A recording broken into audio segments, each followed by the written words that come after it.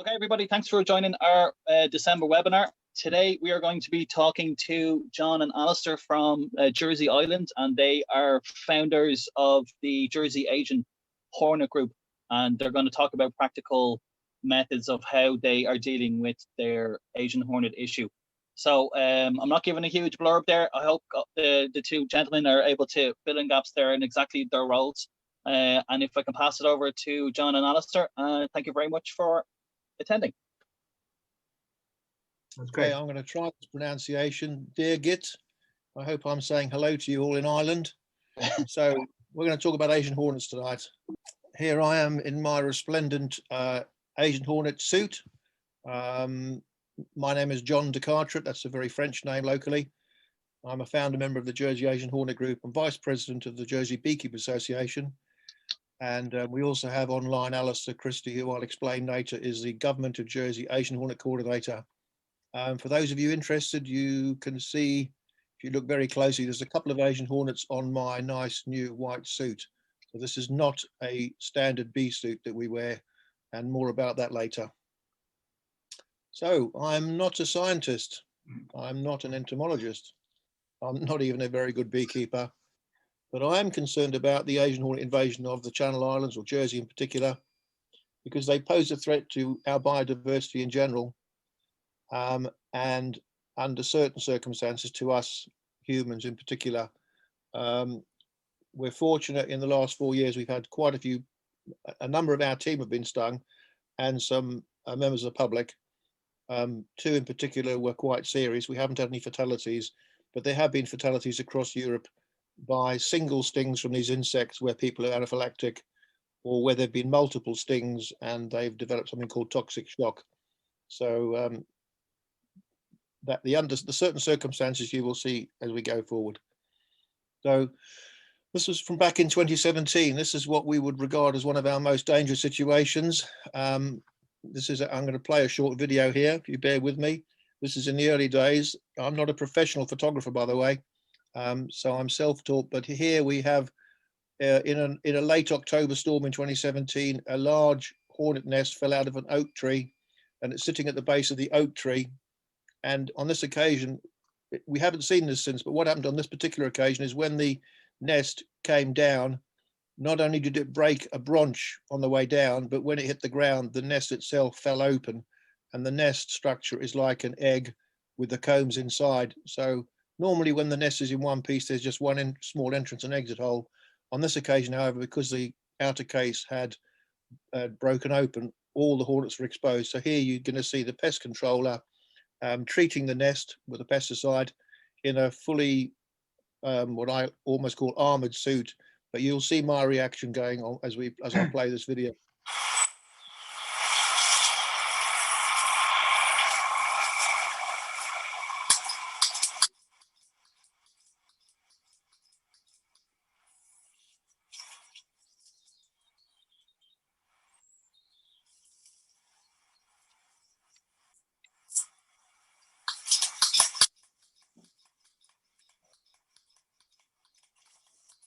Oh, I think I'm going to withdraw.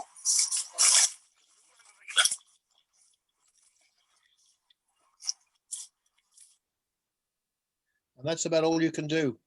I wasn't wearing any protective equipment on that occasion. I learnt my lesson, and I put distance between myself and the nest. So here we are.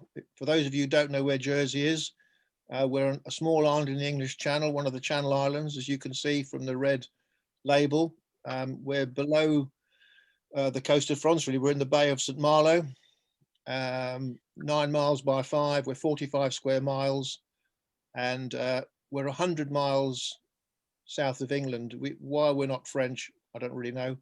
And unfortunately for us, or fortunately for some people who like to go across to France for a lunch, we're only 14 miles, which has been proven on a number of occasions that Asian Hornets are flying that distance. When we get easterly, northeasterly, southeasterly winds, we know they are flying across to our island. So although we would love to be able to say that we can eradicate them, we know that next summer, whenever there's an easterly wind, we will be re-invaded. So our program will be going forward pretty well indefinitely. So we have a population of 107,800 last year, probably 110,000 now. And that means that we have an awful lot of people in a small place. There are some figures from Spain of people in Spain where there are only 2 or 3 people per square kilometre and they have problems with hornets. But if you can imagine 110,000 people and hundreds of Asian hornet colonies with thousands of individuals, that's the human concern here. But because of the measures that we've been able to carry out over the last 4 years, after finding 83 nests last year, we'd expected between 100 and 120, maybe as much as 150 this year. For various reasons, which we're not fully understand at the moment, we only actually found 38. So we're very pleased, but it makes us think, did we miss any, or is there something strange going on? Personally, I think it's to do with the corona virus causing the travel between here and France, which, as you might imagine, on a summer's day here, there are boats going to and from France all the time. And this is particularly relevant to the travel of how the hornets have moved around the world. So, and this is from Alastair, who's calculated, so on a 6-fold increase year on year, we would now be looking at somewhere in the region of 3,000 nests, if that was possible that Jersey could support that number. So this insect can build up numbers extremely quickly. We don't know what the projection is for next year. We don't know if we should be looking at 83 last year or 38 this year, or was this year a bad year because of the weather in the spring? And that's something we will find out next year. But what I'm talking about here is the work you can do before the hornets get established. We are trying as much as we can to prevent the hornets becoming established. Otherwise, there's going to get to a point where what we're doing is unsustainable. So where are you? You're a little bit further away. You're 250 miles away from mainland Europe, but you have those links. In normal times, there are direct ship movements from Cherbourg and Roscoff to, as you can see, Dublin, Rosslare, Cork, etc. So for me, this is your back door. This is what you want to be looking at. This is how the Asian Hornet travels around the world. The first one that came into France in 2004 came in on a ship in some pottery from China. They know that they've worked out which ship it was, which harbour it came to. The most likely way that you're going to be infected with Asian hornets, I personally would suggest, is through these links rather than them coming across from the UK. And anywhere you've got a direct link like that, you need to be looking and monitoring. But not only where the ships are coming in, what you have to bear in mind is that these hornets will travel on freight, and often, as has been found in the UK, the hornets aren't found at the coastal ports. They're found hundreds of miles inland. One was located at a freight depot in central Scotland about 4 years ago. Fortunately, the vehicle that had come up from Europe drove into an enclosed space and the hornet was caught. But if that was a mated queen in the spring, that's the start of your invasion. And it only takes one. The one that came into France, the one mated queen that's believed to have come into France in 2004, has spawned an invasion of the whole of Europe now. And so you don't need many. So they don't have to be able to fly on their own wings. That's what I'm saying. They're very good at using our transport. For those of you interested, if you were to go on our Facebook page, our group Facebook page, which I'll talk about a little bit later, there's 2 particular articles you might be interested in. One is nature.com, which has just been published by the UK, and it discusses all the Asian hornet that have been caught in the UK. And another one more interesting to you in particular is the one that's come, a report from Germany. The nearest known Asian hornet to Hamburg is over 350 kilometers away. And just to add to that, most of you will know that Hamburg is an international port, and the suspicion was that that may have come in on a ship from Asia. However, the DNA of the hornet's been examined, and the DNA puts that hornet as coming from the French colony, the closest of which is 350 kilometers away. So a hornet has got onto, it hasn't flown, it's got onto human transport and travelled over that distance. So if you put that into your terms, that's where you need to be very wary. John, can I just throw in one thing here? Hamburg is on the same latitude as Dublin. Yeah, that's another thing that people have said. Oh, the hornets won't. How far north will they come? That's something yet to be worked out. But as Alastair's saying, you know, we're getting fairly north here, and Asia, their home range, has some quite different conditions. So that you're not talking about. They are very strong in southern Europe, but it seems to be moving up. So what the future holds in that respect, we will only wait and see. So how do we do it in Jersey? So in the UK, the British Beekeeper Association initially formed AHAT teams, Asian Hornet Action Teams, which has recently been changed to AHAT teams because they wanted the word action taken out of it, because there are limitations on what these teams can do.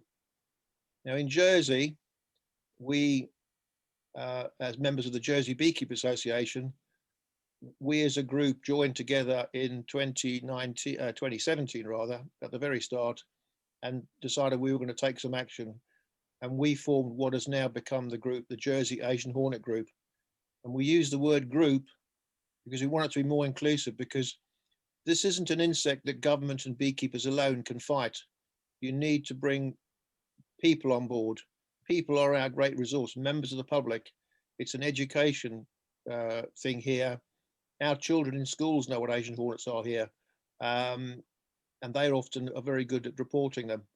But you need to be able to have people to identify them. But if beekeepers are reporting them, invariably it's late summer when the Asian hornets do tend to predate on beehives, because the Asian hornet season is later than the bee season, later than other insects.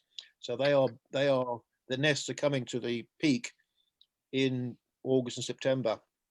But as you'll see from what we do, we are working all year round at various aspects of the Asian hornet. So our group, as you can see, includes beekeepers, obviously, because we're good at what we do. We're used to dealing with stingy things. But we've also got bird watchers, other environmental people, and basically anyone can volunteer with Alastair, be registered with the government, and be trained to take up a role in our group. Our small group, we're not talking about a huge number of people here. We have a very small dedicated team. Community is key. We go out and do press. We go to, when we've had shows, we haven't had a honey show this year, unfortunately. We go to other events with our local heritage, Jersey Heritage, which is like a historical society. And then in 2019, the Jersey government realised the importance of the work we were doing and created this position that Alastair holds, the Asian Hornet Coordinator. And he has come on board and is collating all the views. So we as a volunteer group signed on effectively as group members, as volunteers to work with him. And we all work together. This is also key. You don't want government at one end and the beekeepers at another and the public somewhere else. You all need to be close together. We have Alastair holds weekly meetings in the season and other meetings throughout the year. Last year we had a meeting and we're doing some radio tracking for a few of us. And so it's not just a seasonal thing of a few weeks in the summer. We are looking at aspects of Asian Hornet throughout the year. Obviously the busy time is the summer, but the government currently supply all the necessary equipment that we found necessary. The most expensive one being the attractant.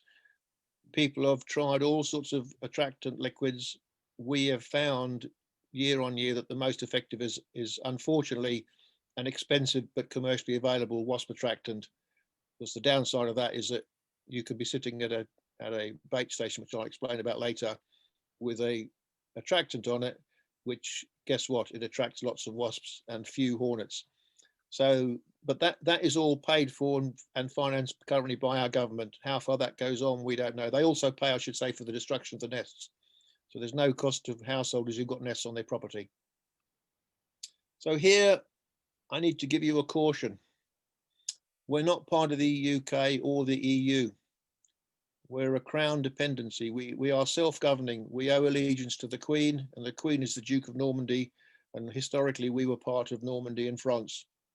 So we're not governed by UK and EU legislation, because in the EU, the UK, you cannot release a non-native invasive species once it's been trapped.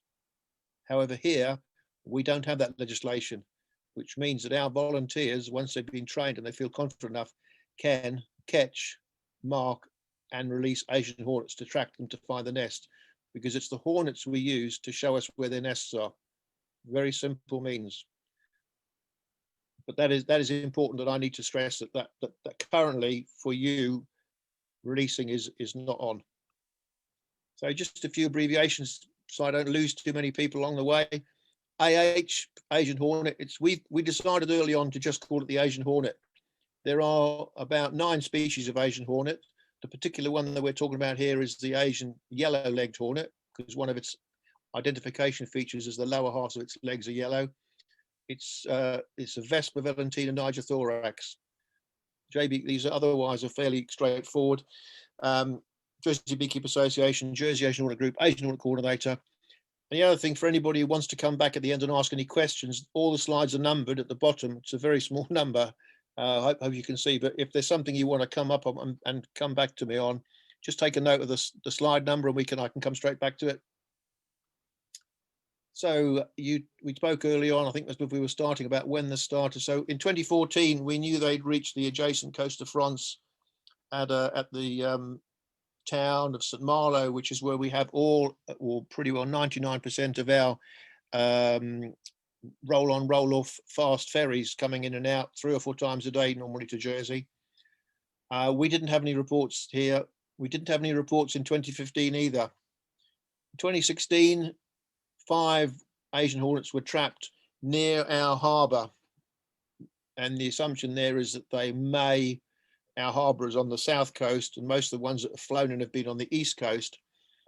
So it would seem to be fitting that those possibly have come over on boats, and once the ship has docked, they've hopped off. And that's in 2017, when a small group of our members sat around and thought, we're going to have to start doing something about this. So then in 2017, we as a group found 12 secondary nests. The first one was too big to go in a dustbin, and it was in an area on the southeast coast facing across to France. And to illustrate how difficult it is, the department that Alastair works for, the then Environment Department, organised with us to have as many of their staff and our volunteers as possible. We went down, we had maps of the area, we had squares divided up, and we combed the area, because we've been told from France, the information we had was that these insects always nest at the tops of the tallest trees and have a big nest. And we combed the area. We all left with stiff necks without looking upwards at the tops of trees. We didn't find a nest. There is one tree on the coastline, on the coast road, and people looked at it, I think twice, before somebody happened to be standing underneath it and looked up at the right angle. And you can be looking up into a tree where there's an Asian hornet's nest. Believe me, I've been to over 150 nests, and you go along there and you know where it is and you cannot see it.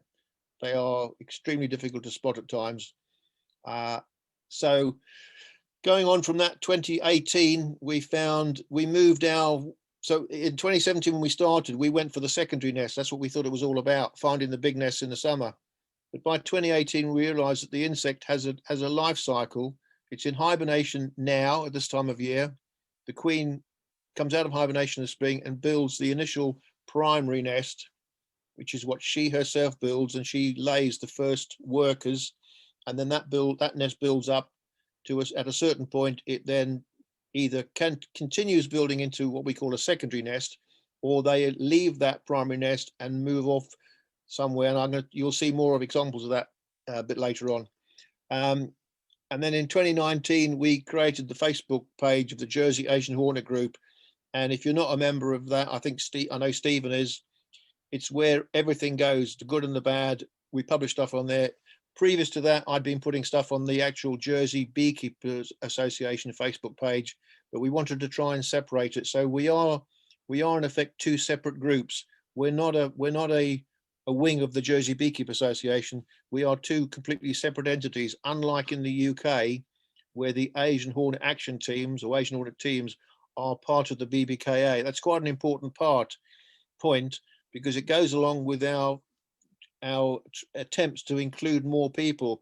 If it was a group of just beekeepers, then it doesn't turn to attract people who want beekeepers. So by calling ourselves a group and moving away from being part of the Beekeepers Association, I think we've widened our possible volunteer group. And we've also had reports out in the press, and people have come in to volunteer. So in 2019, we were up to 83 nests. That's primary and secondary nests. And then this year, for, as I say, various reasons, which we speculate about, 2020, we only found 38 nests. So we'll see what next year holds. But this is quickly, I apologize for these maps I'm going to show you, because they're in different formats as we've moved on over the years. But this is 2017. France is off to the right, but you can see that here, the four ones at the bottom, that's our port of St Helier, that's down on the south coast. You can see there was a little bit of a cluster there. So we had the red was the nests, and then the yellow, strangely enough, having had no reports over that part of the island, which is the northwest corner. The last sighting of the year was there, and then we all scratch our heads and think what's going on. 2018, they're a bit more widespread, and unfortunately this is in a different format. So these, for those of you can see, these little purple circles have numbers in them. So these are clusters of nests, and the one in the top right corner, which is sort of on its own, if you look really close, I don't know if you can see it, but that's got the number 7 in it. There were 7 nests in that immediate area. Better displayed in the next one, which is going to 2019, which is like, wow, where did all these come from? But you can see there's a cluster in the northeast corner, which is adjacent to France. We also had a cluster in the southeast corner, just above the word Asian, which we couldn't really explain, but nothing in that northwest corner of the island. So pretty well spread. And then this year, still spread about, but obviously less numbers. If you're interested, SN secondary nest, PN is primary nest, but in some places there are so many clustered together you won't be able to count all the nests on there because the clusters are so tight. But one of the key things that we've managed to achieve is that we also, before the nests even appear, we also get people reporting the spring queens, what we call the founding queens, the queens that come out of hibernation and then start to build these primary nests. Last year, we found 69 queens before we found a nest, and 98% of those were reported by members of the public. For me personally, that's a big step forward, and that's part of the education. And we put a lot of material out there. We put a lot through social media. We got contacts with the local press. We've got a local TV station and BBC here, and we got one local paper, and we can get material out relatively quickly. The advantage of social media here is that you can get this material out. If you tend to give it to government, I'm speaking personally here, if you tend to give it to government, it tends to not come back out very quickly. And with Asian Hornet material, locations and sighting, it needs to be dynamic. You need to be able to react pretty quickly to reports and sightings. You can't submit a report and then get it published a week later. Whatever was there might be gone. We take our reports through various ways. Alastair now tries to get them always with a photograph, which is very important for identification. And then he goes on and actions from that where we're going next. So he publishes the report. We've got WhatsApp groups. We've got one that covers the whole island, and then we've got a couple that covers east and west. But also, if a nest is being looked at, being tracked, when we get to that stage, the people involved in that team might have their own WhatsApp group, and so they can keep in contact. It's very, very important to get that dynamic information across.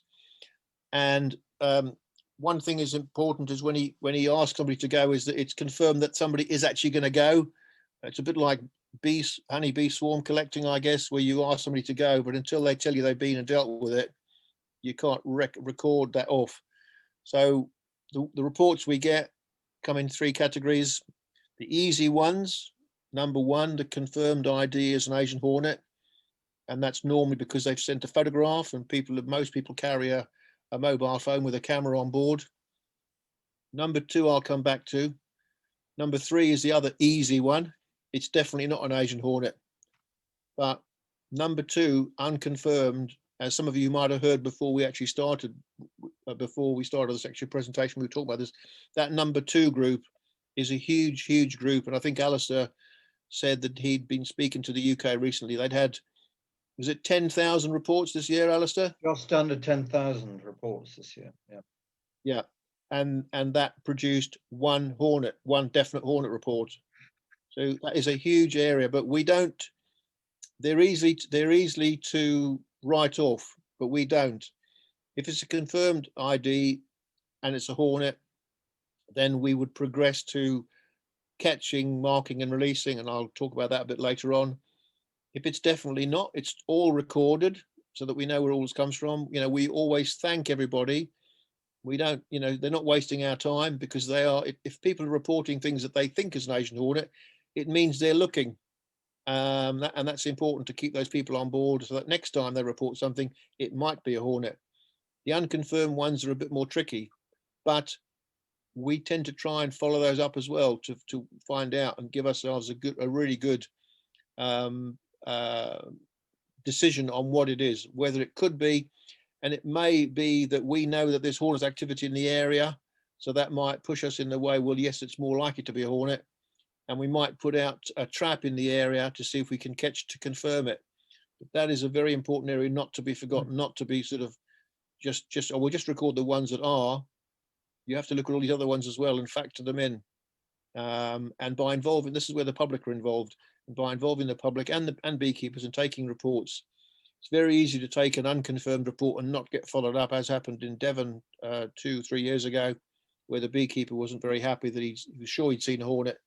He couldn't get anybody in the authority to follow it up, and it was about 2 weeks later that a seasonal beekeeper, bee inspector, came along, and then it was another couple of days before they could actually catch a Hornet, and the Hornet had to be sent to the government lab to be confirmed. You can't really be doing that. We certainly don't do that. We all know enough about what a Hornet is. We've become experienced enough, and that's the sort of where you need to work towards, that you can identify a Hornet, that you know from as soon as you see it. Our people will say they can tell them from the noise.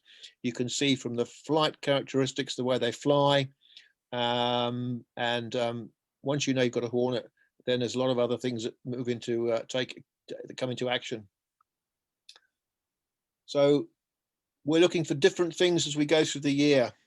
In the spring, we'll be looking for Asian Hornet queens. These are the foundress queens, as I say, are currently in hibernation, and they will come out in February, March. There's I think is it 15 degrees, Alastair, when the trigger point where they come out? It's day length. 13, they're talking about a few days in a row of 13 degrees. Yeah. So once we know we've had that, we start thinking that the Hornet queens might be starting to fly. We know that they're attracted to certain plants, banana trees, for instance, camellias in the autumn. We're building up a database of plants that they like. We then, as you move on, we're then starting to look for or getting reports of these primary nests, which I'm going to show you some pictures of. And then later on, it becomes the secondary nests. And then in the autumn, it's the emerging queens. It's sort of accepted that each secondary nest that comes to the end of its life produces 200 new foundress queens each year. The nest dies, but the queens emerge, although we estimate that only maybe 5 or 6 of those are going to survive through the winter. And even those that do survive through hibernation, we've often seen them at nests and they get predated, or they die, or they'll fight between themselves. And certainly in France, they found primary nests where they found the nest because on the ground below it, there's a dead queen. And when they look up, there's a nest with another queen in it, and the queens have fought to death over it. We haven't experienced that here. That tends to be where there's a far more higher numbers where they're fighting for the best spot. So what does an Asian hornet look like? So this is a graphic that's been produced by our government, as you can see. I'll just let you digest that a second.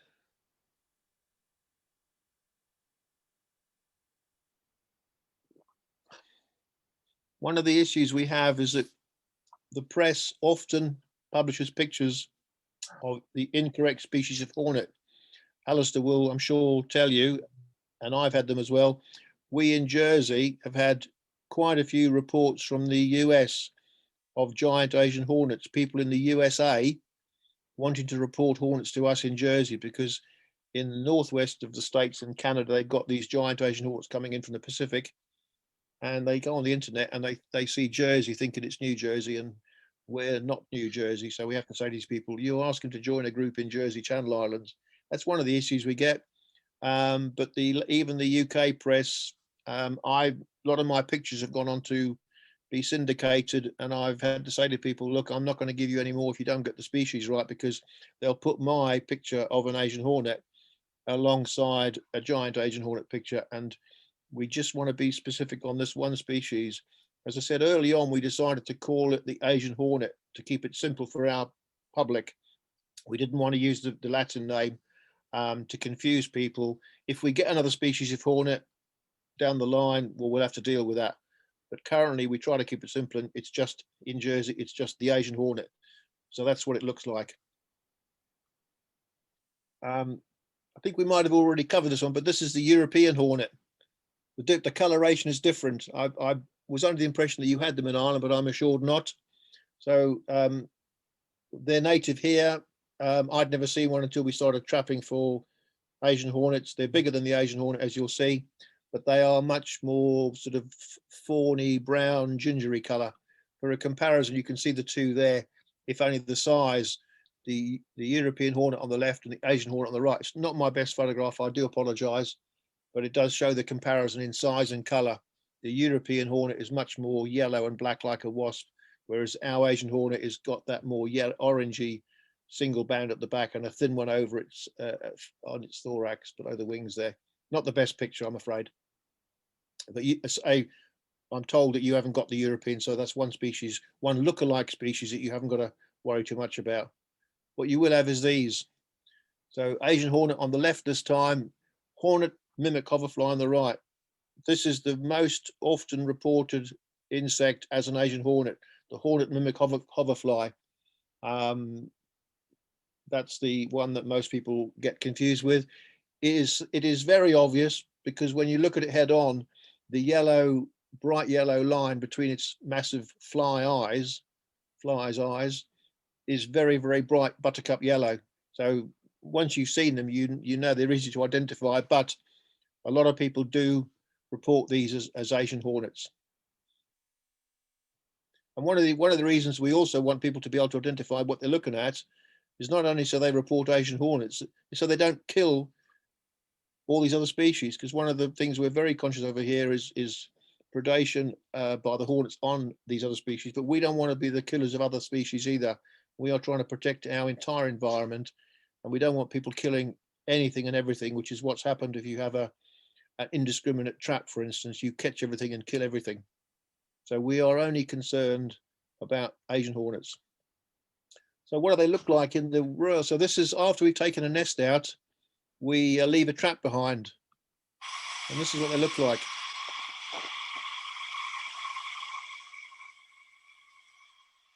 There's an odd wasp in there, you might see, but that is predominantly Asian hornets.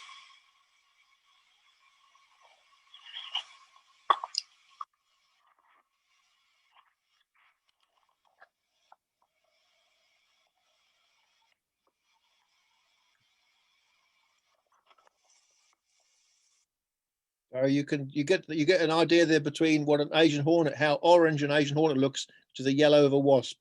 There's a wasp there you can see quite clearly, and say this is the sort of thing that happens. We have been, one of the things people might find odd is that we take nests down live without any pesticide. We go at dusk in our special suits and we take the nest live in a plastic container. And then the hornets, what we found is that although we were told this is not a night flying insect, none of these hornets would have been in the nest when we took the nest away. We've come to the conclusion that there are many of the nests that stay away from, that might sleep away from the nest, and aren't there to be taken when we take the nest down. When we take the nest down, yes, some do fly away, but there's certainly some we think that aren't there at all. So we, it's our standard procedure. We take a nest down, or when a nest is killed and pesticide, which we also take the nest, we take all nests down, whether we do it with or without pesticide. We always put up a series of traps. So that trap, I went and cleared that trap, took all those hornets out, cleared that trap, and that particular trap that you're looking at caught the residue of hornets over the next 3 or 4 days after the nest had been removed from this bramble patch. So what you've all been waiting for, some pictures now. I'm not going to talk quite so much. So they're not always what you expect. To say in 2017, 2016, 2017, when we were expecting them, the information we got from France is they make these big nests in the tops of the tallest trees. And yes, a lot of them are, but many aren't. So the primary nests are quite the smaller ones. They always have an entrance at the bottom. Now, all the ones we found have been in man-made structures and lower than 5 meters, a very maximum. So in garages, sheds, in bramble bushes, we found several. They only have they're built by the queen, and they only have the queen and the first workers, and they generally have a fairly smooth outer surface. So this is not where you would expect to go and find an Asian hornet's nest. So the gentleman living at this property here reported that he thought he had something wrong with his exterior light. And when I went and had a look, I found this. So this is inside that slate roof porch, completely open. This man went in and out of his front door of his house all day, every day, and this was directly above his head. And what you're seeing there is the very beginnings of the primary nest. It's attached to the ceiling, the wood at the ceiling, and the queen has built all this material. You've got the start of the ball shape. She's already laid or produced that comb in the middle. And I don't think you can see on these pictures, but there are already eggs in those sections, in that honeycomb section, even though they're completely, the nest is not there. And she's now wrapped around what's called a petiole, which is the structure that holds that together. And she's wrapped around there, keeping those eggs warm, but they're exposed to the elements pretty well. It's in the shelter. That's all they're looking for. It's sheltered from the rain and the wind, but effectively exposed for anybody to see. And we were quite surprised when we started finding these. But when you're dealing with them at this stage, if you find them at this stage, if you start this early in the year, you've only got one rather large insect to deal with. You haven't got a nest of hornets to be dealing with, which can be quite angry. So this is one big step we made forward, that we are looking for April, May, we're finding these. So here's a few more that have gone at different stages in different locations. With the hornet queen on the top right, top left. The one below that, where you can see her looking out at me, and the measuring tape, that nest was in a garage, an open garage, and I went and videoed the progress of that nest for 28 days, and then the queen disappeared. No explanation. She just abandoned the nest, and that's she's put a huge lot of work in there. There are larvae in there. The hole is only just big enough for her to get in and out, and you can see that she's already making an outer layer to enlarge the nest out to the size of the next one, the one in the middle, which is a bit of a tricky one for us to deal with that one, because as you can see, the holes at the bottom, the entrance and exit holes at the bottom, but there was rather a heavy bolt in the way. So we couldn't we would go along to these and carefully drop them into a pot, being very careful, because when they produce, that once the queen has produced workers, which in the first stages these first ones take about 40 days to mature, then the workers take over the work, and then you start getting numbers of workers. and obviously they're going to want to protect the nest. And then over on the right is another one, location where we found several of these primary nests, which is in a bramble patch. And they're not as open as this. They're often, our guys are often cutting in maybe 50 meters through the bramble. And this is why you need a thick armored suit just to protect you from the brambles, let alone the hornets. So that's a fairly good spread of the types that you see. And this is the sort of activity you see.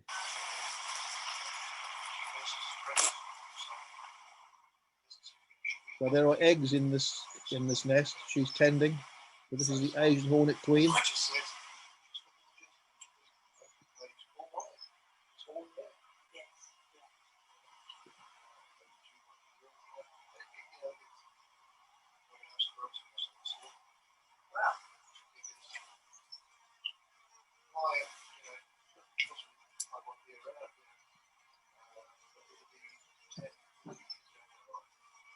There's a little bit more I want to show you.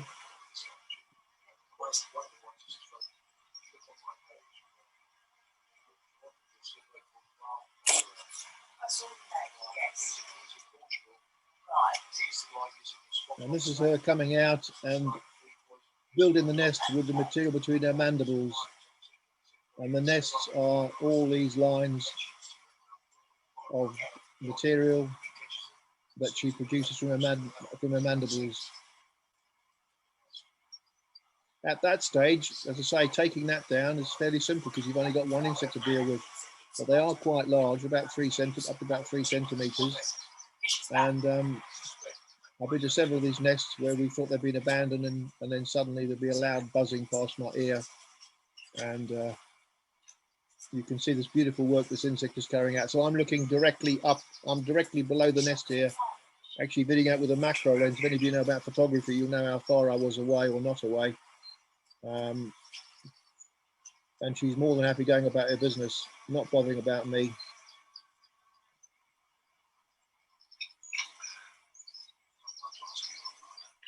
John, sorry, can I ask, are the queens aggressive?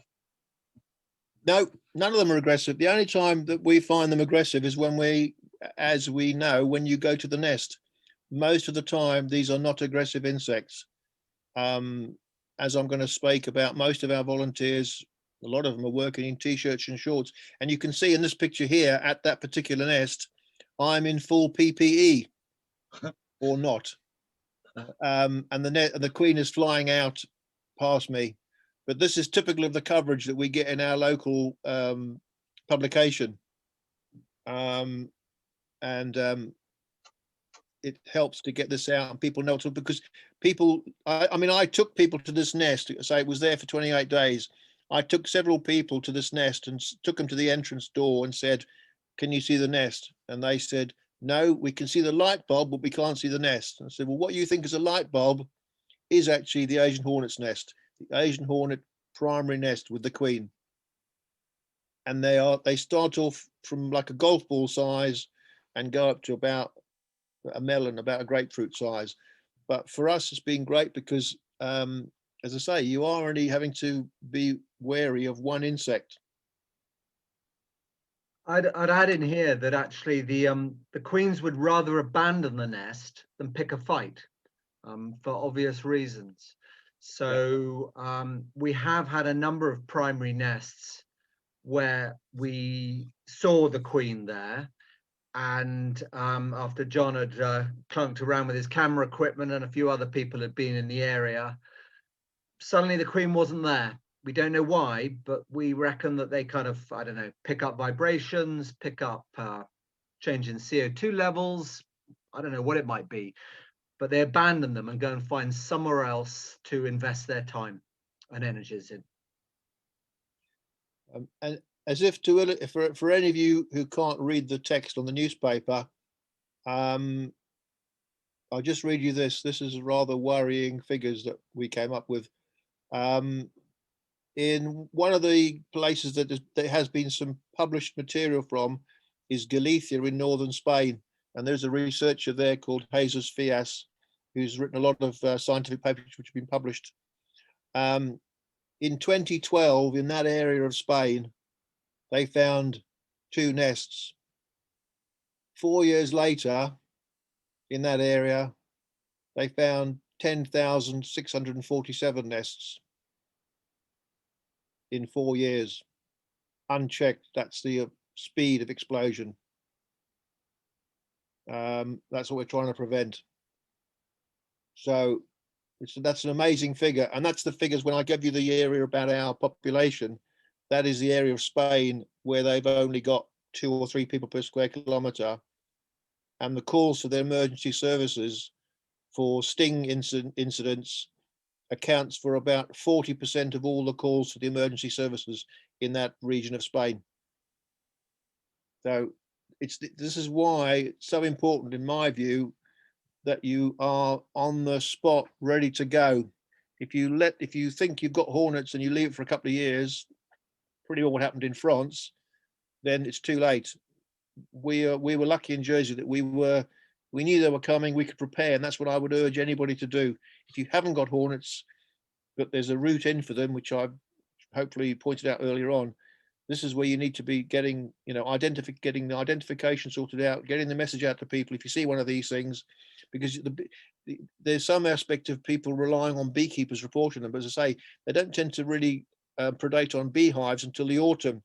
You want to be starting a lot sooner than that, and just getting people being aware that they might be there. So, but getting articles in the press like that, and there's too many for me to show them all.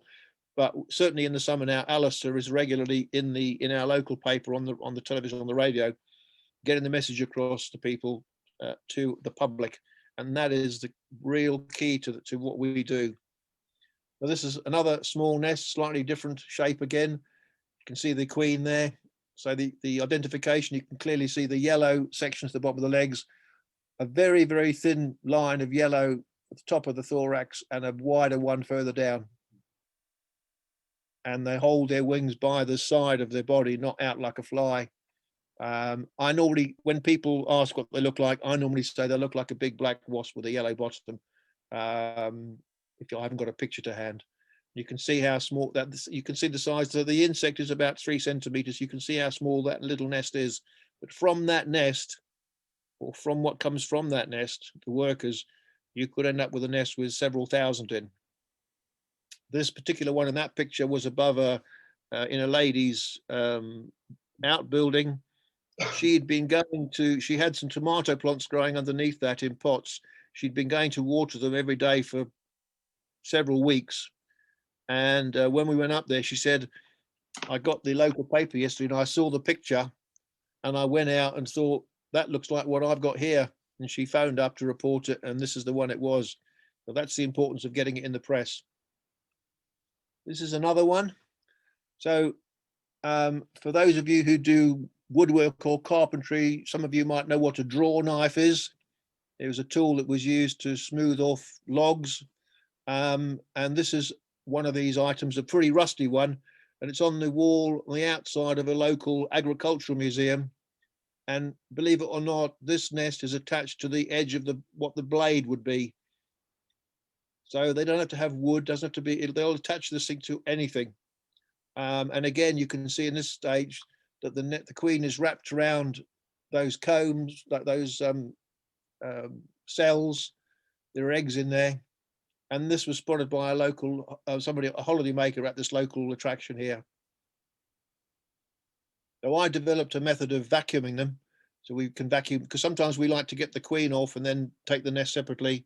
And Alastair will chuckle in the background, because we went to one where this nest was in the actual base of where an outside light had been. The bulb had gone, but the base was there, and it was almost being replaced by the nest. And I said, oh, well, okay, I'll use my hoover to hoover the queen away, and then we can take the nest down.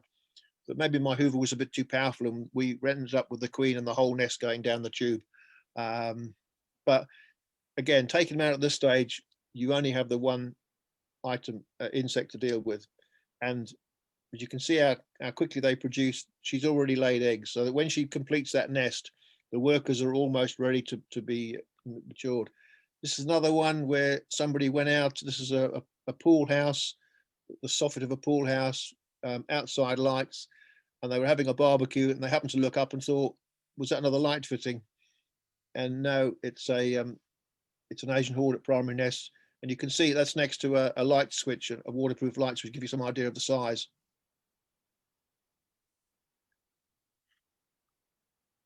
And this is another one. This is probably the most cleanest, neatest garage, gentleman's garage that I've ever been in. And the guy had his Ferrari in there, and he was really scrupulous about keeping it clean. And he noticed there was some dust on the bonnet, and he kept wiping it away. And the next day, he'd come along and wipe it away again. And he looked up and he saw this and called us.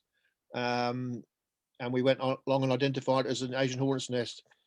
The only way that I could see that they could get into the nest, into the garage, which he kept locked, was actually through the keyhole. That's the only access I could see how they were getting in. And they were quietly going away. At this stage, you'll hear the buzz, but they're quietly flying around.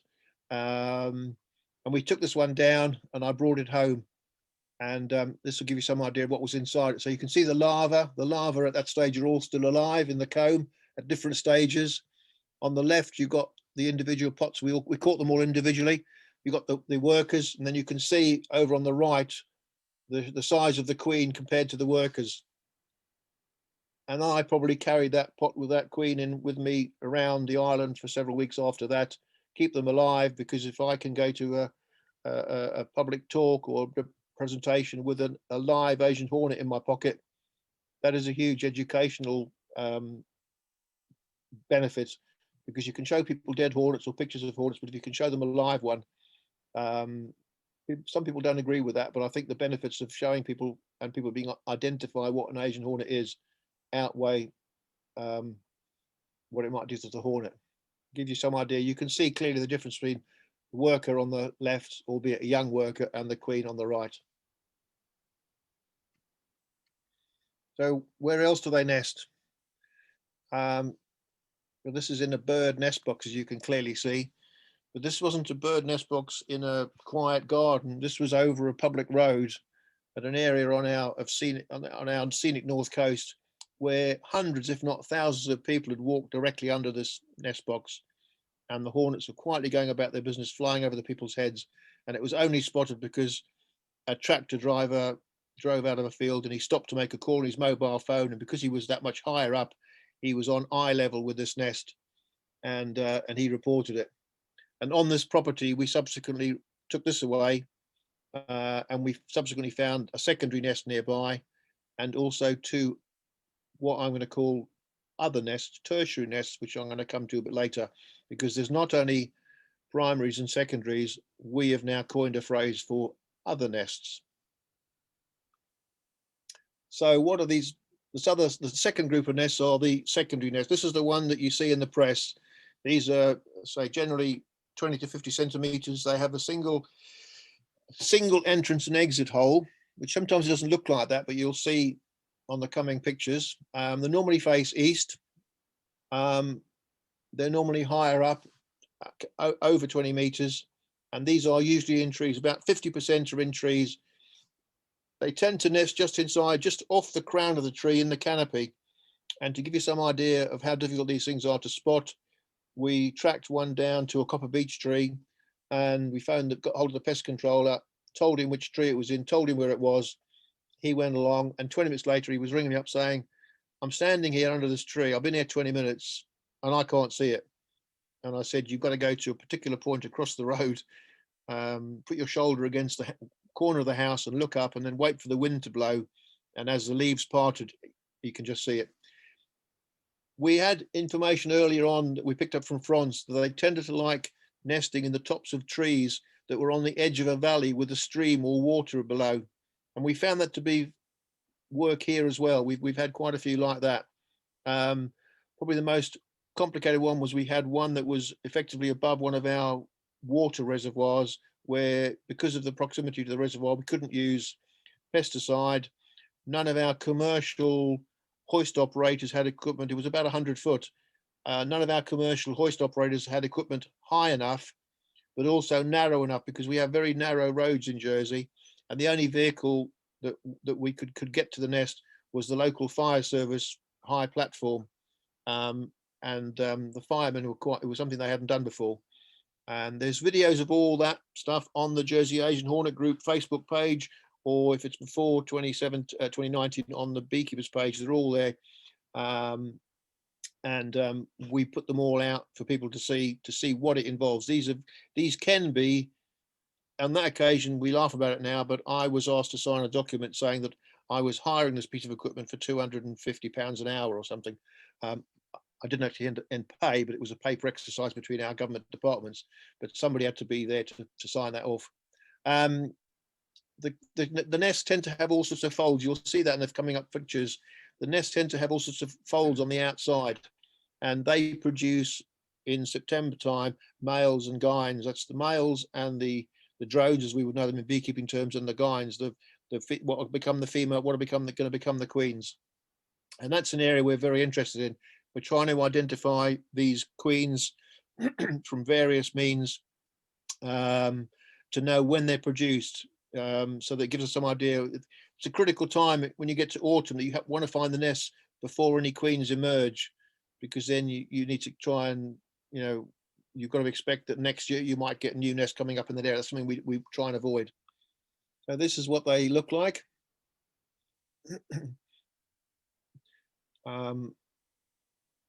So a third of these come from stay in as the primary. The primaries get built up into. If they're happy with this position of the primary, they'll just keep building it to this sort of size. It's teardrop shape, classic teardrop shape, and it has flat combs inside like pizzas, with the larva hanging down so that any dead ones can drop out. And the scientists that we work with can tell by the residue that stays in the cells how many generations have been laid in each cell, which is quite important to know how many insects you might be dealing with, or that have been there. And then as we go through, by now, the last nest we found this year, it seemed very early, was the 22nd of September, I think it was, but they do tend to go on. And the last one we found, or the last one that was reported last year, was the 23rd of December. And obviously at that stage, the nest is dead. But the concern then is that the queens have emerged and have hibernated. This is another one. This is a bit more difficult for, my pictures here are telephoto shots looking at the lenses. I've got one coming up that makes it a bit more realistic, that they're easy to spot in these pictures, but I have a procedure of taking pictures from a distance away and moving in closer to give you some realistic idea of what you may or may not be looking at, because you can be assured that even if how clear that nest looks in that picture, that can quite often go along there and you just cannot see it. Somebody's pointing it out to you and you just can't see it for yourself. Now there's another one. So this clearly shows all these other what look like entrances, but they're not. This is where the worker hornets are extending the nest, making it bigger, so they will finish. We can watch this happening, where the hornets are working on all those edges, and they're making a nest ever larger. There is only one entrance and exit hole.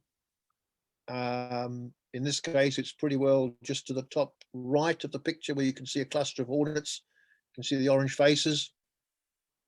And this is why the nests look knobbly like that, because they are successively being built out.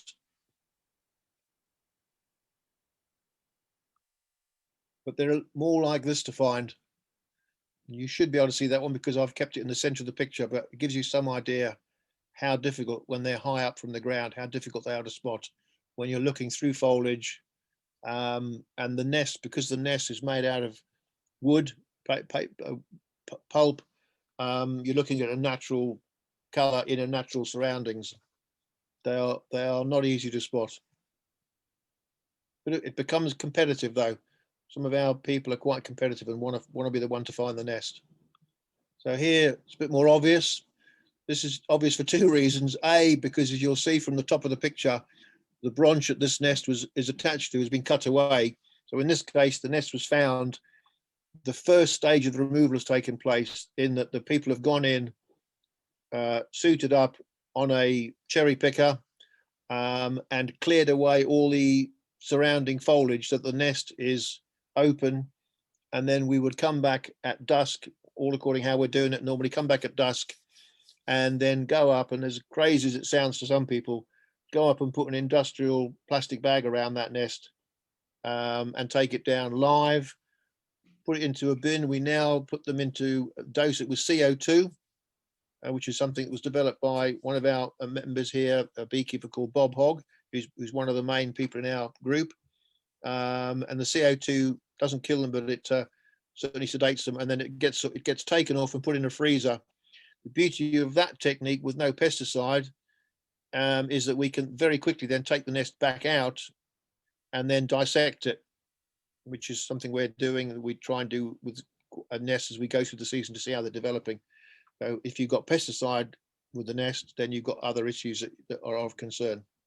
But that, what I'm showing there with the red line, that is the one and only entrance and exit. But that can get incredibly, you'll be amazed. I videoed it, and there are videos of this again on the Facebook page. You'd be amazed that when those nests are disturbed, how many hornets can be coming in and out of that single hole all at the same time. It's like froth coming out. But they're not always in trees. So this is actually in our town of St Helier, our main town of St Helier, just on the ring road. And we had reports of hornets in this area, to the north of this area, flying in this direction. And in this case, the gentleman living, you can see all my camera is looking up towards the nest. The gentleman living in the house to the right had a balcony at the first floor level, came out of his balcony and just happened to look across and saw this. But would you have spotted this?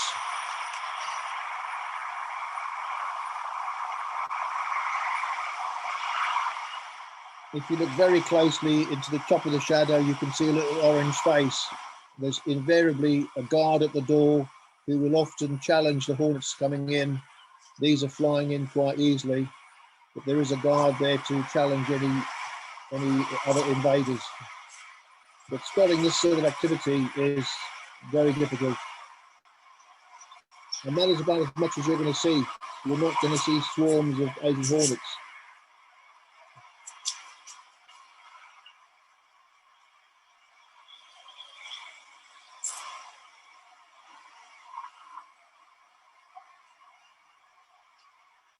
So in that case, obviously we don't know the size of the nest. It has to be done with pesticide inserted into that hole. In this case here that I've gone on to now, this is another one that's not in a tree, quite obviously. There had been reports in this area. One of the volunteers had put a trap not actually far from where I'm actually standing taking this picture, and the trap had been there for several days and it had caught no hornets. And yet after the trap was taken away and we moved on, the householder looked in that corner where the gutter and the downpipe are to see this. And you can see a hornet coming in and one coming in and one coming out. There's nothing to see. There's no nest to see. It's up in the roof again. So this sort of shook our belief entirely that they're always in trees, always big nests in trees, because we are finding them in all these different places. And this is something that, unless you're the beekeeper lives there, is not going to see them. This is where you're relying on members of the public actually taking note. There's low level activity. You might get 2 or 3 hornets coming out at a time, and there's not a huge mass of insects flying in and out.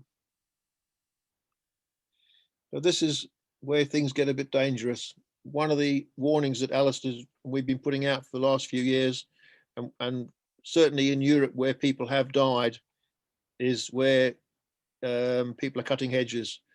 This step ladder is up against the hedge of a bowling. I'm actually standing on the bowling. If there's any bowlers out there, don't be annoyed, but I'm standing on the bowling green here taking this picture. This hedge in front, and on the other side of that hedge, between the hedge and the house, is a very well used public footpath used by a lot of children. And I got a call one day from a friend who's a member of the bowling club and said, "Oh, one of our members has been stung by something. We don't know what it is, but do you want to come and have a look?" He got stung on the face. He's gone into anaphylactic shock. He's unconscious and he's been taken to hospital. So I thought I'd better go and have a look. And this is what I found.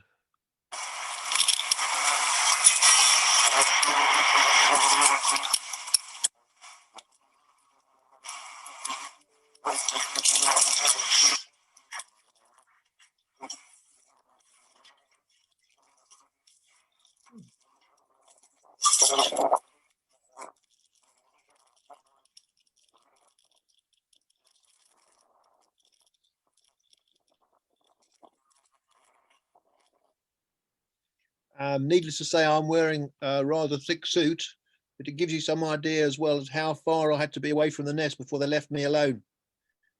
The distance is an issue here.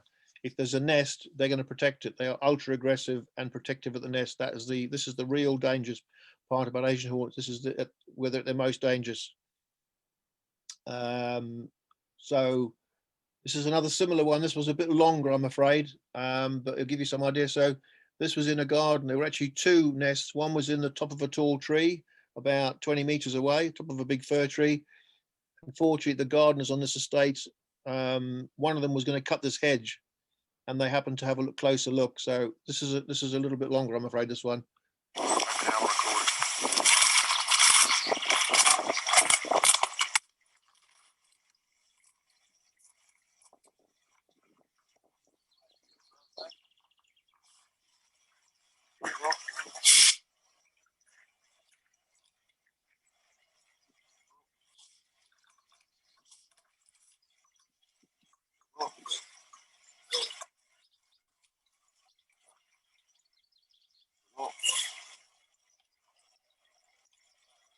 Oh, look.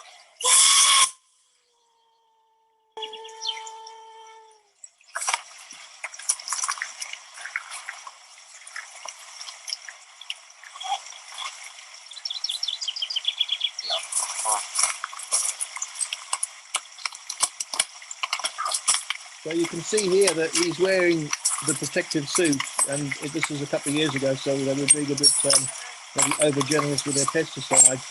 But you can see the hornets haven't come out to attack him.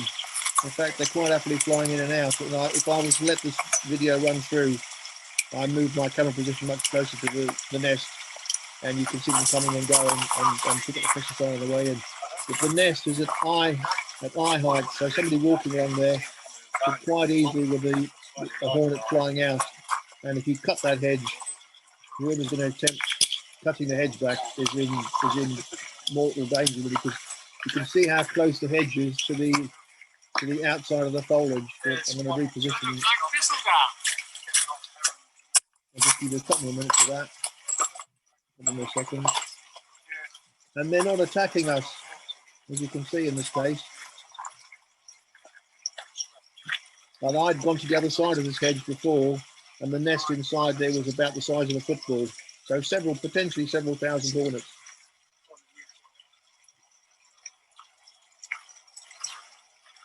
They're very worried about the nest. Where you can see them coming in and out. All right. So shortly after that, and another nest nearby, we found this.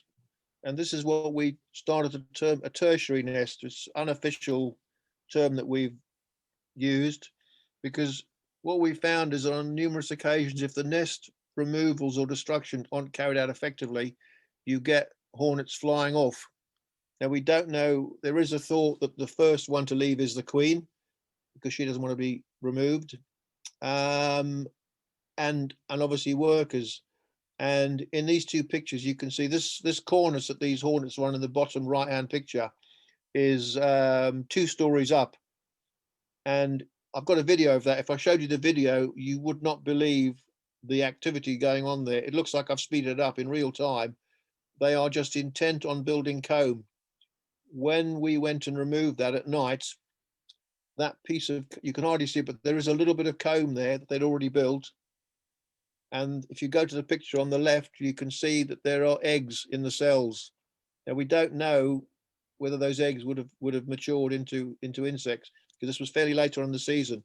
But this is how quickly they will try and reestablish themselves.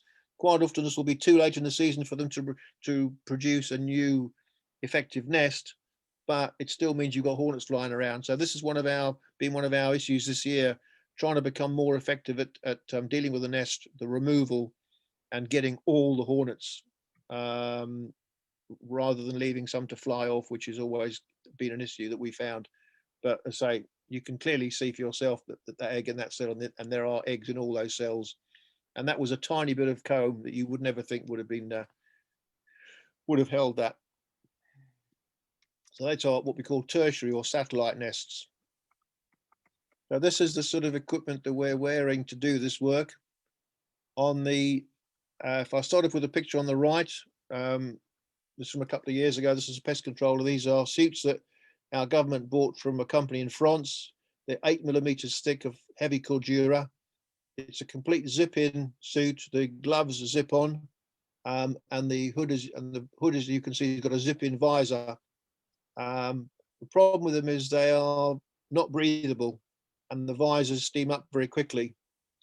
Particularly if you look at the one on the left now, which is the tree climber. This year, Alastair has been able to come into our system tree climbers to go up and treat and or remove the nests. So they've got government tree climbers. This is one of them. And as you can imagine, he's got his own clothing, he's got the suit on, and he's got all his harness on. So it's quite a time to get ready, and very warm in the summer, and that sort of work. But the suit is required when you're going to go up to the nest. These sort of level of suit is required. So how do we find them?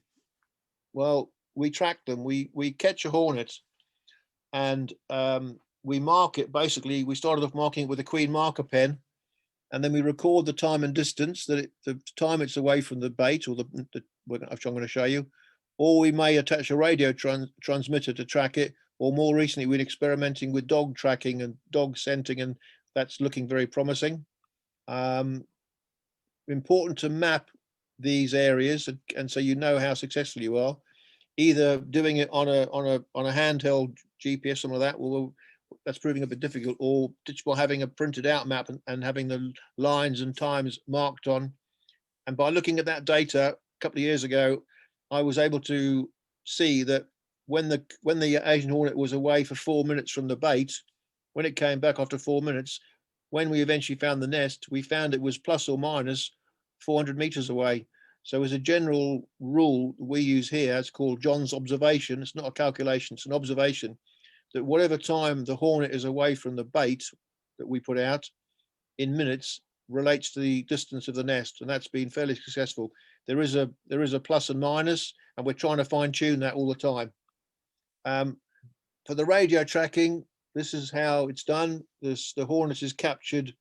This one's got a red mark on it, as you can see. It's sedated in crushed ice, and then using this stage board, which has been developed by Peter Kennedy, Exeter University, it has this tracker tied on with Kevlar, and amazingly, the aerial, and you can see hanging down, is about 10 inches long. So the hornet looks tiny compared to some of this, but there's a height, there's a weight ratio. The hornet can carry a transmitter that's 60% of its weight, I think it is, and so that gives us a good distance to track. There are heavier trackers, but they only there are smaller radio transmitters, but they only give a short distance, and you need a longer distance. So traps, briefly, there are different types of traps. We started off using just a conventional trap that you might have seen in some of the pictures already. A couple more to come, but we don't now trap the insects. Very rarely do we use a sealed trap. There's a difference between killing and monitoring what you've got. If you want to kill everything, you just put a trap up and leave it. We don't do that. If we put traps up in the spring, our volunteers check them every day and will release any bycatch that can't get out. So we put holes in our traps. And we use the ones from thorns, as you'll see in the pictures coming up. We put holes for the smaller bycatch to release. And once again, we're trying to prevent any bycatch. We just want to keep the Asian Hornets. And as you'll see at the bottom there, we now have adopted another development from our friend Bob Hogg locally, that we use something called wick pots. So we don't actually trap the hornets at all. So this is the two variations. The one on the left is the Vita Pharma trap available from various bee suppliers, and that's an old picture how we used to do it, where it comes with a sachet of attractant which you mix, and then you put the syrup in the bottom, and anything they get in there just drowns. We've gone away from that, and more often than not, we now use the wick pot on the right, where the attractant is in a sealed pot, in this case an old half-pound honey jar, with a bit of garden hose and some J-cloth in that case. But even to be more environmentally friendly, we've now found that J-cloth has some plastic fibers in it, so we're going to go to a natural fiber next year. The the wick draws up the attractant from the pot. In this case, the pot's empty, but you can see 2 Asian hornets on there. And in that case, what we're doing is just catch. So our volunteers are catching the hornets with a queen catcher in the open environment. And more often than not, they're just wearing t-shirt and shorts, because at this stage, the hornets are extremely unlikely. We've never had anybody attacked or stung by a hornet doing that. And this is an array of different methods. The one on the left is my particular variant, where I've got a larger wick pot inside a plastic pot using the Vito Farmer lid, because we find that black lid very effective way of encouraging them to come in and not finding their way out. Going over to the top center, we always put a label on saying who that's been set by and the date. Top right is you can see the pink attractant soaked into the cloth coming out of the top, and you may be able to see the holes around the ring of the yellow cup. And on the bottom, there's 5 of them set up, ready to go out, just need attractant poured in. I'm speeding up because I'm conscious of the time. Stephen asked me to mention about protecting your hives. In 2014, I bought something that's advertised as a hornet floor, and the Jersey Beekeeper Association subsequently bought a number of them. We haven't found them to be very successful. The production models collapsed for the weight of the hive above. You replace your normal hive floor with another floor with an enclosed wire drawer, and the hornets are meant to be want to go in there. We've never found that worked.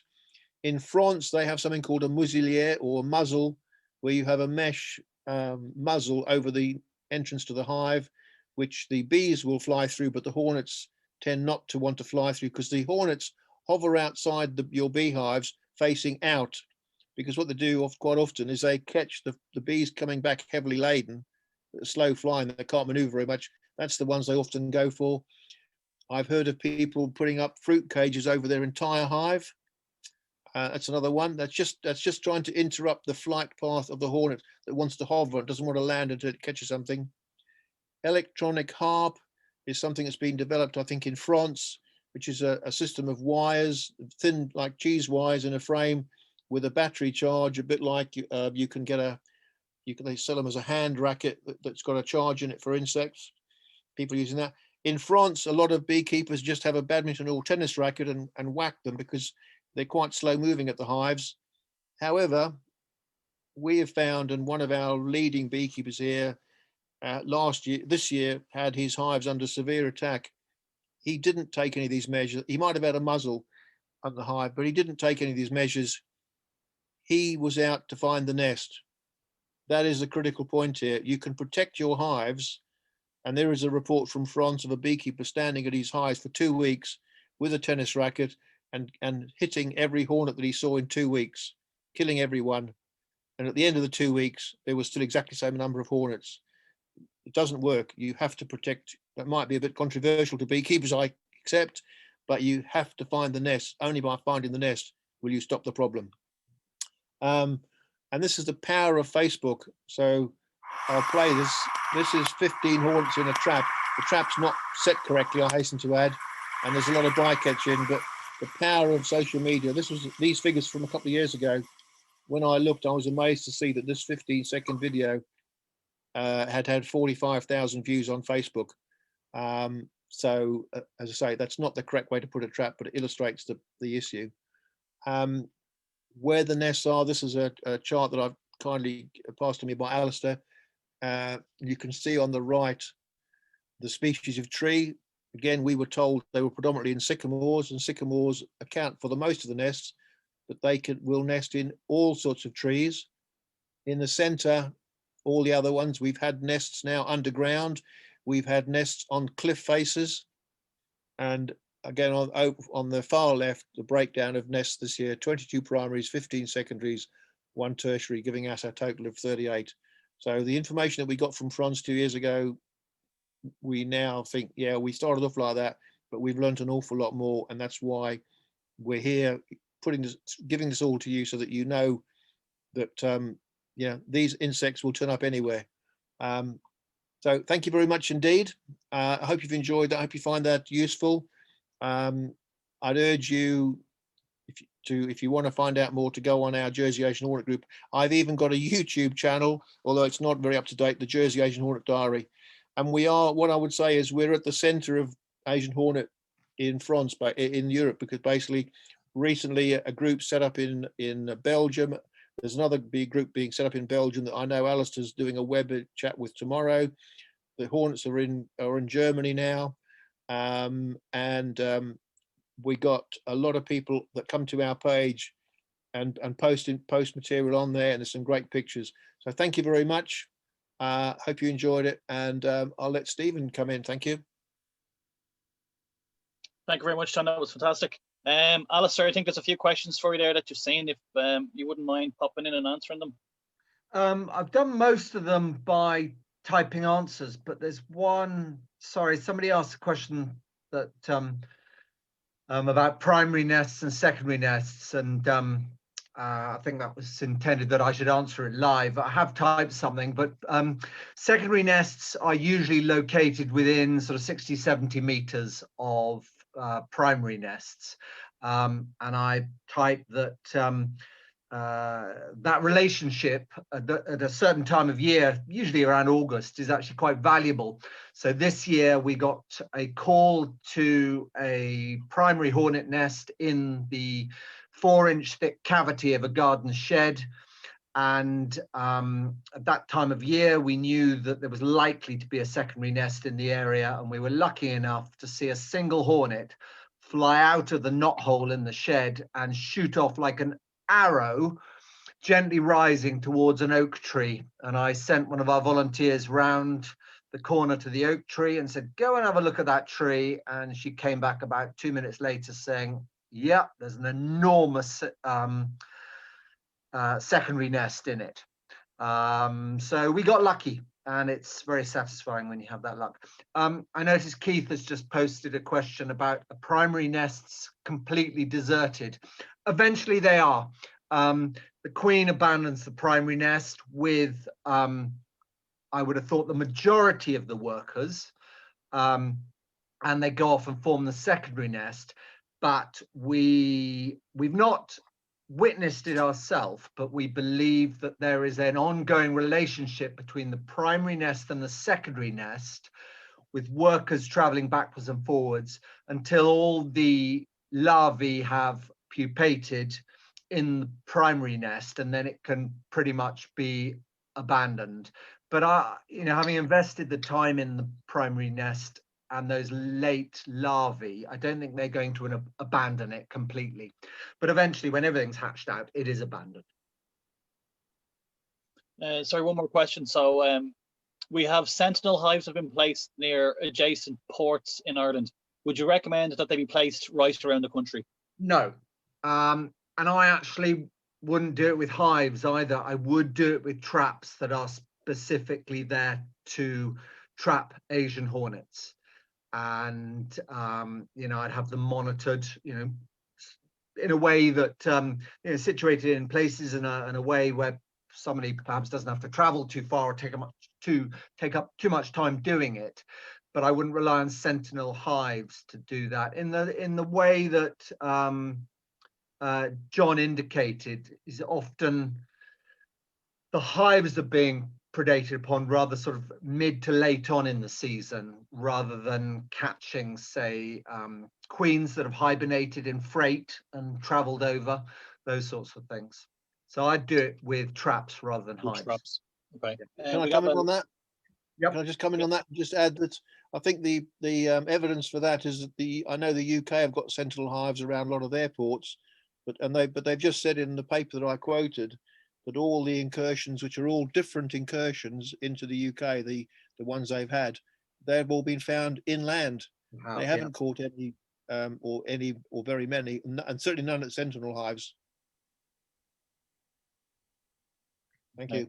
They may have been found inland, but I think the logistics of setting up a trapping regime that covers the whole of Ireland or South England is probably beyond kind of what's sensible to do, really. But so it starts with public awareness and education, beekeepers and other interested stakeholders.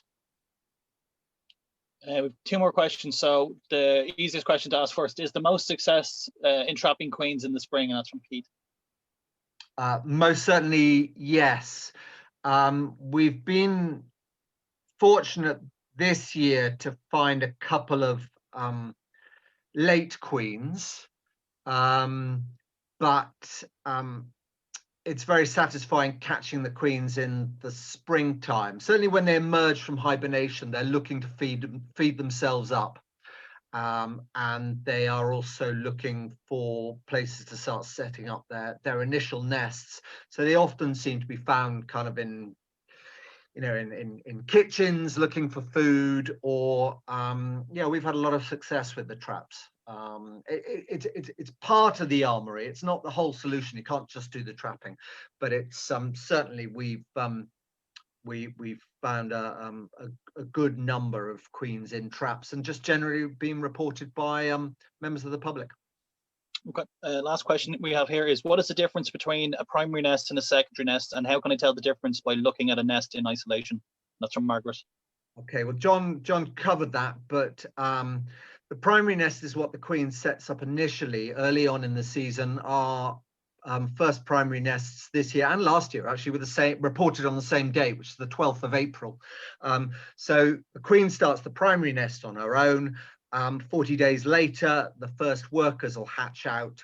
Typically, the primary nest is enlarged by the workers to about the size of a grapefruit, something like that, melon, grapefruit, something like that, with maybe about 50 workers. And then in June time, they look to relocate to a secondary nest. And as John described, secondary nests are often very high in trees, but not always. They continue to surprise us.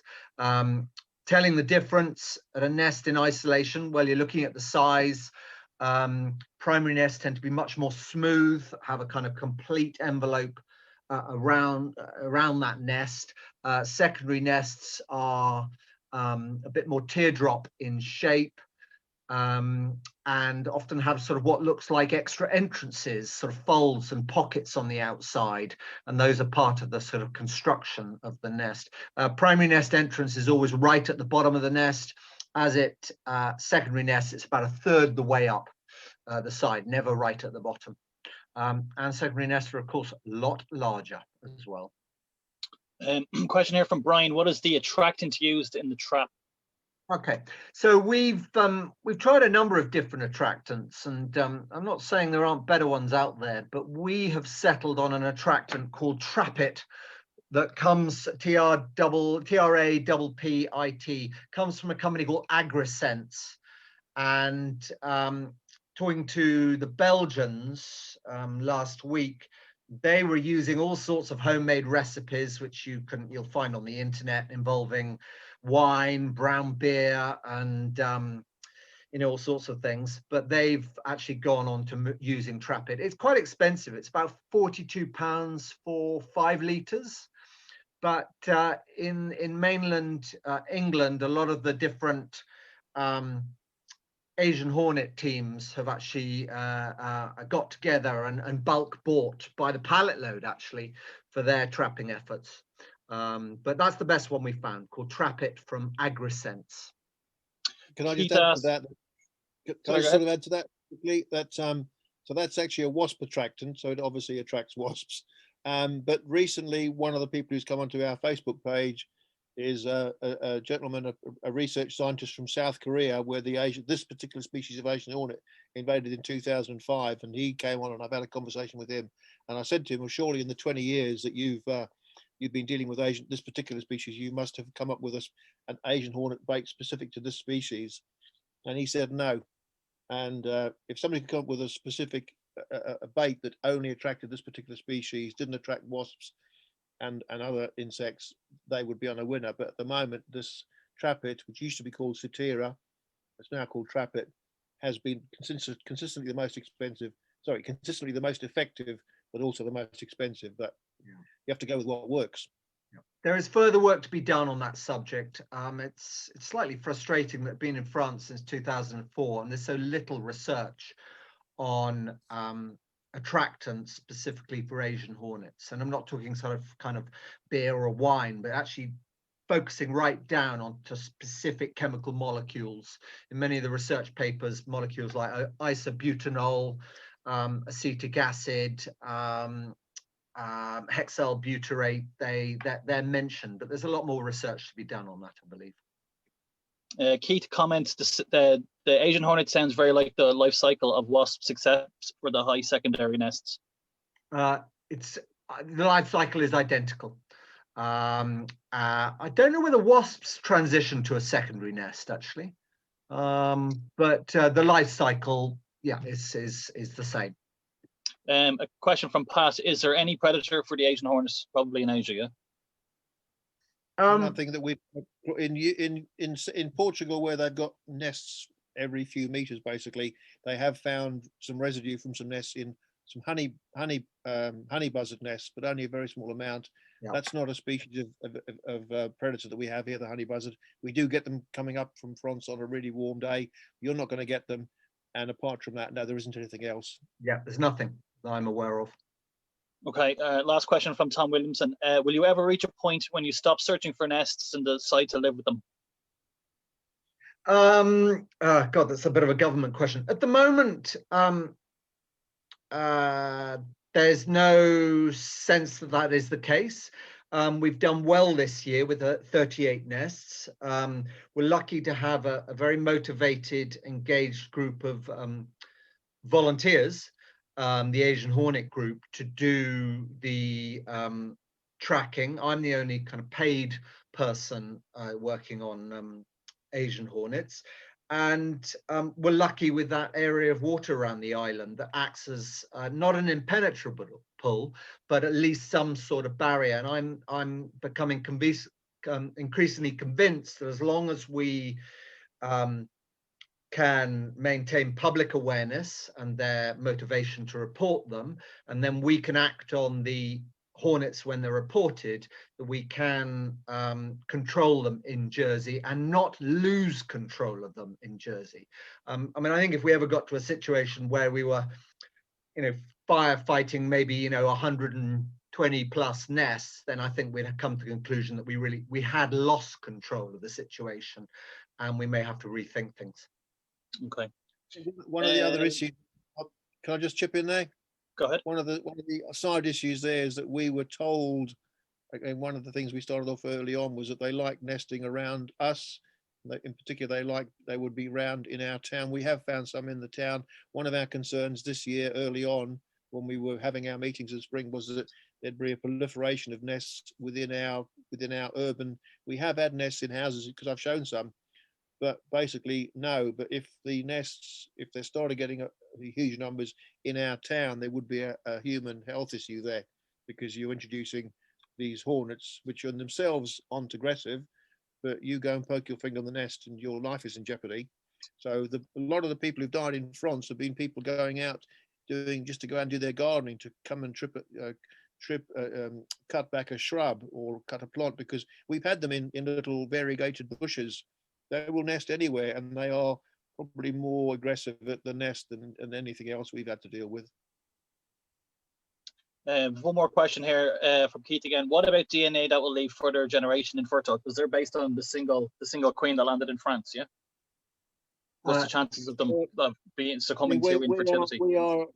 From that single queen, if it's accepted that there was only one, we're on generation 16, are we? So you might think there'd be some inbreeding, but that we haven't done we've not got the facilities yet to do DNA. I say the paper from Germany tells us the one in Hamburg comes from France, and all the ones that are found have been found on the mainland of England have come from France. Obviously, there's always a possibility of a reintroduction from Asia on vessel traffic.